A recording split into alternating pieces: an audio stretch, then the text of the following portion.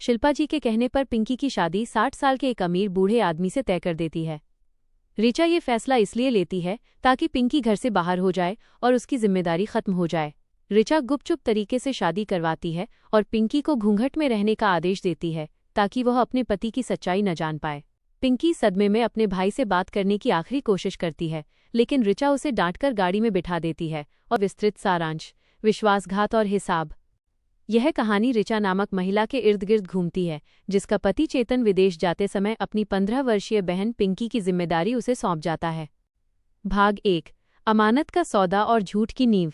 चेतन अपनी बहन पिंकी को ऋचा के हवाले करते हुए कहता है कि वह उसकी माँ बाप है और उसे संभाल ले। ऋचा शुरुआत में ये जिम्मेदारी लेती है, लेकिन जल्द ही पिंकी उसे बोझ लगने लगती है।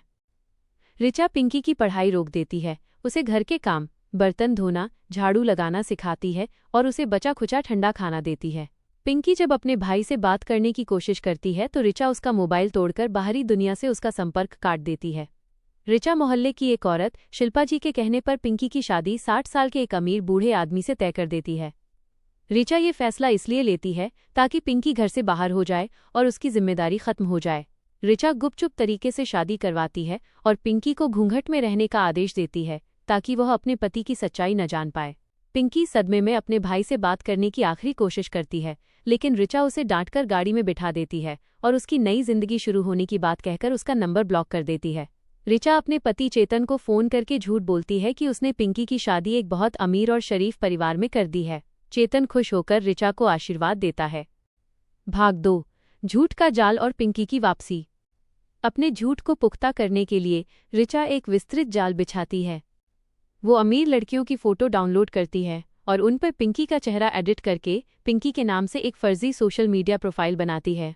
वो फेक अवार्ड फंक्शन और वर्कशॉप की कहानियां बनाकर चेतन को बताती है ताकि उसे लगे कि पिंकी अपनी ससुराल में बहुत खुश है और सोशल वर्क कर रही है। एक रात पिंकी फटे पुराने कपड़ों, चोटिल पैरों के साथ ऋचा के घर के दरवाजे पर आती है। बारिश में भीगती है और खामोशी से बैठी रहती है। ऋचा निर्दयता से उसे अंदर नहीं आने देती और नौकरों को भी उसे भगाने का हुक्म देती है। पिंकी वहां से चली जाती है और बाद में एक अनजान नंबर से ऋचा को कॉल करके कहती है, भाभी, बस एक बार मेरी भैया से बात करवा दो, मुझे मरने से पहले उनसे मिलना है। ऋचा क्रूरता से उसे डांटकर फोन काट देती है और नंबर ब्लॉक कर देती है। भाग 3, चेतन की वापसी और सच का सामना। चेतन अपनी बहन की सफलता की कहानियां सुनकर खुश होता है और जल्दी भारत लौटने का फैसला करता है। चेतन का एक दोस्त नक्श उसे बताता है कि उसने पिंकी को शहर की एक झुग्गी के बाहर गरीब बच्चों को पढ़ाते हुए देखा है, जो फटे पुराने कपड़े पहने हुए थी और बहुत उदास थी। चेतन चौंक जाता है। वो नक्श से पिंकी की तस्वीरें मंगवाता है और झूठ सच को समझने की कोशिश करता है। वापस आकर चेतन ऋचा से मिलता है। उसके व्यवहार में खामोशी और सवाल थे। ऋचा घबरा जाती है। अगली सुबह चेतन ऋचा को पिंकी की वकील द्वारा दी गई इन्वेस्टिगेशन रिपोर्ट और एनजीओ में दिए गए बयान की वीडियो दिखाता है। ऋचा रोते हुए अपनी गलती मानती है और खुद को बचाने की कोशिश करती है। चेतन चीखकर कहता है, तुमने उसे 60 साल के बूढ़े के साथ शादी करवा दी, तुमने मेरी बहन का जीवन बर्बाद कर दिया। भाग 4, फैसला और इंसाफ।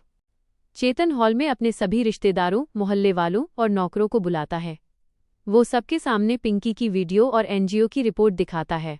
वो ऐलान करता है कि इस औरत ऋचा ने उसके भरोसे को तोड़ा है और उसकी बहन का सौदा किया है। वह सबके सामने ऋचा से तलाक के पेपर निकालकर उसे दे देता है। चेतन पिंकी को अपने पास खड़ा करता है और कहता है कि अब वो उसकी बहन नहीं, उसकी बेटी है और उसे एक नई जिंदगी देगा। ऋचा को अपमानित करके घर से बाहर निकाल दिया जाता है।